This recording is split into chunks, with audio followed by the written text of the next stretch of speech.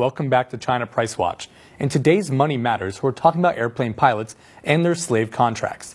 Even though pilots are well paid, the fees they are forced to pay for quitting their jobs is unaffordable to them. Many pilots who choose to resign are forced to go back to work for Hainan Airlines. The same situation has also happened to many other airlines. The large fee has become a major deterrent in preventing pilots from job hopping.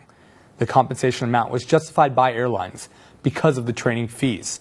The Civil Aviation Flight University of China is the largest pilot training school in China.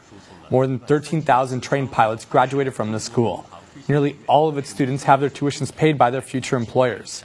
According to Chen Buke, the vice president of this training school, it takes a student at least 8 years to study and practice to be a captain of an airplane. Generally, the company needs to pay at least $290,000 for the whole process. According to regulations from the National Civil Aviation Administration, companies can hire practitioners from other airlines, only if the two companies have reached a deal. The new employers need to pay a transfer fee ranging from around $114,000 to $343,000 US. This fee is supposed to cover the training fees. However, airline companies will often try to avoid paying the fees. Instead, they will wait for the pilots to quit. Since 2004, the CAAC approved an opening up of the aviation market in China. Since then, 14 privately owned airlines opened up in China. These privately owned companies started poaching pilots from state-owned airlines. According to the National Business Daily, the privately owned airlines usually offer salaries 2 to 3 times higher than those at state-owned companies. The outflow of pilots was a major expense for the airlines, who got comfortable paying low salaries.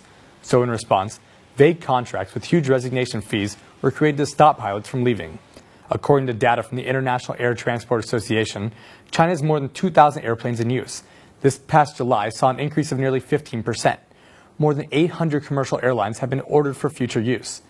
Generally, one plane needs at least 6 pairs of captains and co-pilots.